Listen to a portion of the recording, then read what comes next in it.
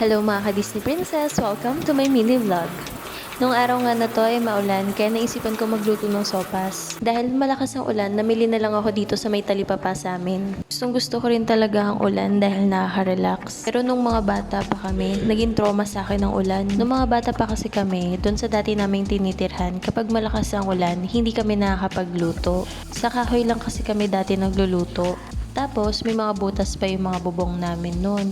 Pero, bihira naman kaming bahain kasi mataas naman yung bahay. So, kapag umuulan, may tulo na agad yung bubong. Marami kaming mga balde at basahan noon pang salok sa mga tulo. Tapos, mas mahirap pa ang sitwasyon kapag gabi na. Lumiliit kasi yung space ng tutulugan namin. Kaya minsan, salita na lang yung oras ng tulog. Kailangan kasing may magbantay kung mapupuno na ba yung mga balde. Kaya at least ngayon, kahit umuulan-ulan, hindi na namin pinoproblema yung tulo.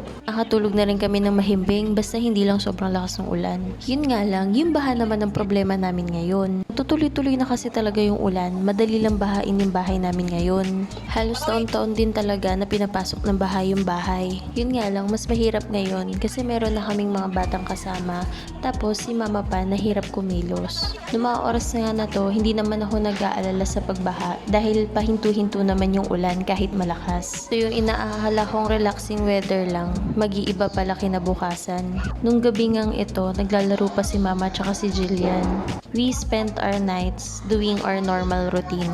Hindi rin sumagi sa isip ko na mag-alala, nalalakas at magtutuloy-tuloy yung ulan. Na yung isa sa mga kinakatakot kong mangyari ay mangyayari na pala. Nag-pack pa ako ng mga orders ni daddy ng mga cups. Shoot din ako ng video for posting. Sa mga may orders pala ng cup, don't worry, safe po yung mga tambay cups nyo. Nakatulog nga ako after ko mag-video edit. Nagising na ako na malakas ang ulan. May silbi din pala yung pagpupuyat ko paminsan-minsan. Sobrang lakas na ng ulan at ang bilis na rin ng pag-angat ng tubig. Nagising na rin sila ate sa kabila para mag-angat ng mga gamit. Naka-duty pa nga si daddy noong mga oras na to. Buti na lang nandyan yung mga asawa ng ate ko para tulungan ako mag-akyat ng mga gamit. Ilang minuto lang yung lumipas at pinasok na rin kami ng tubig. Pinilit nga ni daddy na makauwi kahit baha na yung dadaanan niya. Buti na lang din may dadaanan siyang bukas na apartel malapit dito sa amin. Mga bandang 9 AM nga nung lumikas na kami. Nakahiram din kami ng boat para maisakay si mama at yung mga bata. Kami naman nila daddy, sinulong na lang yung baha. Hanggang bewang na nga nung lumabas kami. Nagmamadali na nga kami lumikas, kaya mga konting damit at mga biskwit lang ang nadala namin. Thank you Lord talaga kasi may available rooms para sa amin. Katapos nga namin maligo lahat, naghanap na kami ng mabibilhan ng pagkain. Sobrang thank you din talaga sa mga volunteer na nag-rescue sa amin at mga tumulong na makabili kami ng pagkain. Nagabot na nga lang din kami ng konting tulong para sa kanila. Sa mga gantong sitwasyon mo rin talaga makikita yung pagiging masayahin at matulungin ng mga Pilipino. At dahil ang bilis tumaas ng tubig, unti-unti na rin nagkakaubusan ng stocks at nagsasara yung mga stores sa paligid.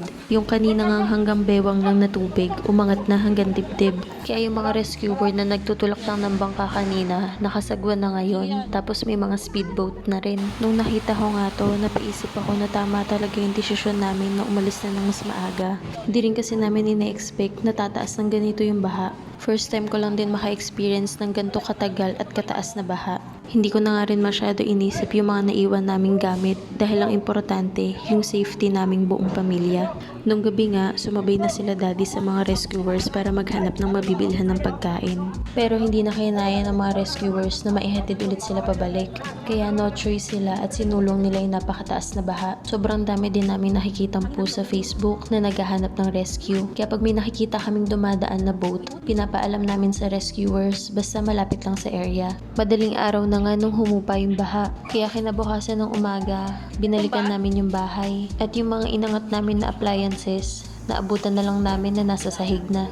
Simula na rin sila daddy maghakot ng mga gamit at maglinis ng bahay hanggat maaraw pa. Hindi lang to kakayanin ng isang araw lang na linisan. Nag-extend na lang din kami ng isang araw pa sa tinutuluyan namin dahil hindi rin talaga kayang tulugan yung bahay ngayon. Grabe din talaga ang dinulot ng bagyong to sa napakaraming pamilya. Let us pray for the safety of everyone. Na sana hindi na maging ganito kalala yung mga susunod pa at darating na bagyo. At sana unti-unti rin makabangon yung mga pamilyang naapektuhan. Yun lamang for today's video and keep safe everyone.